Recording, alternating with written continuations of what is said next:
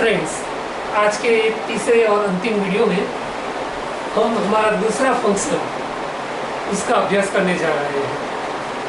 Function का title है expressing ability. Ability मतलब कार्य करने की क्षमता। पॉसिबिलिटी यानी कि कुछ होने वाला है, वो संभावना या तो शक्यता व्यक्त करना।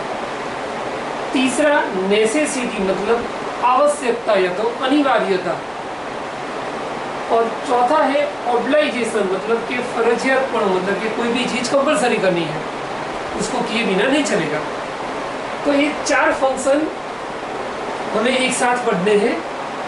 तो पहला पॉइंट है कि ये सभी जो फंक्शन है उसमें भिन्न भिन्न प्रकार के मॉडल ऑक्सिलरी वर्ब यानी कि उसको हिंदी में बोलते हैं सहायक क्रियापद, उसका यूज होता है, उसका वपराश होता है।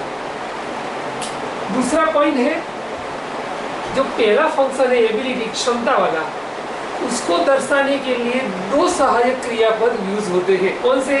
कैन या तो कुड। कैन वर्तमान काल में यूज करते हैं, कुड का प्रयोग हम भूतकाल में करते हैं। एक एग्जाम्पल मैंने यहाँ पे लिखा है।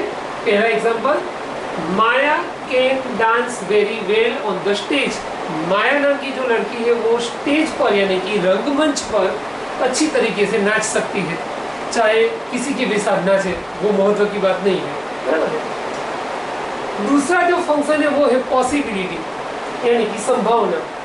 तो पॉसिबिलिटी या तो प्रोबेबिलिटी जो है उसको दर्शाने के लिए दो और सहायक क्रियापद यूज होते हैं, मे या माइट, जिसमें मे यूज होता है वर्तमान काल में और माइट का प्रयोग होता है भूतकाल में, लेकिन वो शक्यता बताने के लिए 100% श्योरिटी नहीं होती है उसमें।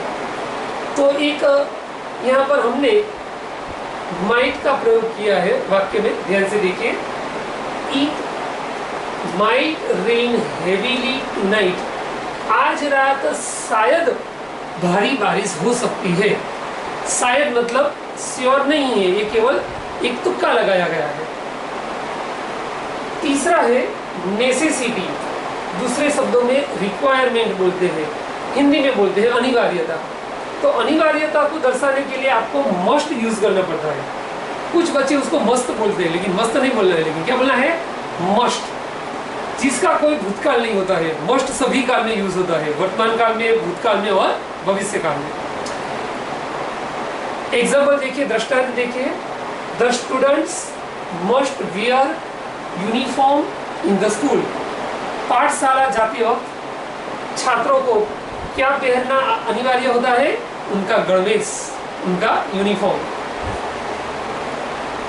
उसके बाद है ऑब्लाइजेशन मतलब कि फर्जियतपन, कोई चीज कंपलसरी करनी ही है। उसको दर्शाने के लिए तीन सहायक क्रियापद का प्रयोग होता है। वर्तमान काल होता है तो हैव टू या तो हैज टू आता है। अब हैज टू किसके साथ आता है? तो ही, सी और इट के साथ। बाकी कोई भी नाम सर्वनाम होगा तो हैव आएगा।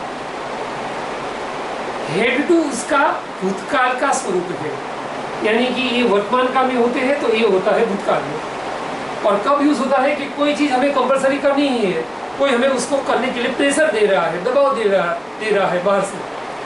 जैसे कि माया पर दबाव आया। क्या दबाव आया? Maya has to come alone for dance practice in the hall. Maya नाम की जो लड़की है उसको डांस प्रैक्टिस के लिए अकेले आना है हॉल में, अपने ग्रुप के साथ नहीं आना है, अकेले ही आना है। उस पर दबाव डाला उसके डांस टीचर ने कि तुम्हें अकेले ही आना पड़ेगा, बराबर है? ओके। और लास्ट है वो है सलाह सूचन। किसी को हमें एडवाइस देनी हो या तो कुछ सजेशन देना है या तो फिर कोई कार्य करने की हमारा कर्तव्य फर्ज है, उसको दर्शाने के लिए शुड का प्रयोग होता है। और शुड का भी कोई पास्ट टेंस वर्तमान ऐसा कुछ नहीं होता है। हाँ, कुछ बच्चे ऐसा मानते हैं कि सेल का पास्ट टेंस शुड होता है लोग, लेकिन वो लोग 100% गलत है। सेल का पास्ट टेंस होता ही नहीं है कभी। शुड एक अलग किस्म का हेल्पिंग वर्ब है, सहायक क्रियापद है। यू शुड ओबे योर टीचर्स एंड एल्डर्स। तुम्हें तुम्हारे शिक्षक और जो तुम्हारे वडील है उनकी आज्ञा का पालन करना चाहिए। ये हमारा कर्तव्य है, हमारी फर्ज है कि भाई हमें टीचरों को भी सम्मान देना चाहिए और हमारे जो वडील हैं उनको भी सम्मान देना चाहिए। तो यहाँ पर फर्ज दर्शाने के लिए शुड का प्रयोग हुआ, जहाँ पर हमें अंडरलाइन करनी है, आप लोग भी अंडरलाइन कर देना उसको। ओके, अतिरिक्त और 3 एग्जाम्पल मैंने 3 लिखे हैं नीचे, वो भी समझ लीजिए। जैसे कि इसमें हमने कैन का यूज किया, तो यहाँ पर मैंने कुड वाला सेंटेंस लिखा है, भूतकाल का। मिस्टर शर्मा नाम का एक व्यक्ति है, कुड लीव हिज जॉब, वो अपनी नौकरी छोड़ सकता था, छोड़ सकते थे। कब छोड़ सकते थे?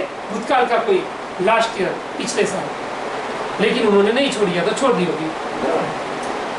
7वें नंबर में यहाँ पर हमने माइट यूज किया था, तो यहाँ पर एक्स्ट्रा में मैंने मे वाला सेंटेंस लिखा है, I may be late from office in the evening, मैं शाम को ऑफिस से आते वक्त देरी हो जाएगी, मैं देर से आऊँगा।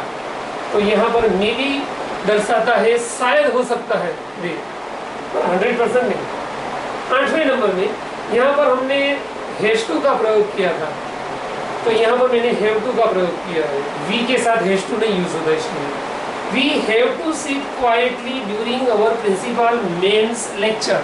जब हमारी प्रिंसिपल मेन का लेक्चर होता है तब हम लोगों को कैसे बैठना पड़ता है? बिल्कुल चुपचाप बैठना पड़ता है, कोई भी चूचा नहीं कर सकता है, क्योंकि वो प्रिंसिपल है, इसलिए तो सब शांति से बैठ के ध्यान देते हैं। तो यहाँ पर दबाव आया कि भाई प्रिंसिपल मेन का लेक्चर है, शांति से बैठना ही है, वरना सीधे बाहर, बराबर, पनिशमेंट। तो हैव टू वो दबाव देने के लिए आया। आप लोगों को होमवर्क में 8 सेंटेंस जो क्लास वर्क में लिखने के बाद ऐसे ही 5 दूसरे वाक्य होमवर्क में अपने आप बनाने हैं, डायरेक्ट ग्रामर की बुक में से कॉपी नहीं करना है। ओके, तो आज हमारा यहाँ ग्रामर के जो फंक्शंस थे वो टॉपिक कंप्लीट होता है। नेक्स्ट टाइम हम इसी फंक्शन के टॉपिक को आगे बढ़ाएंगे। ओके।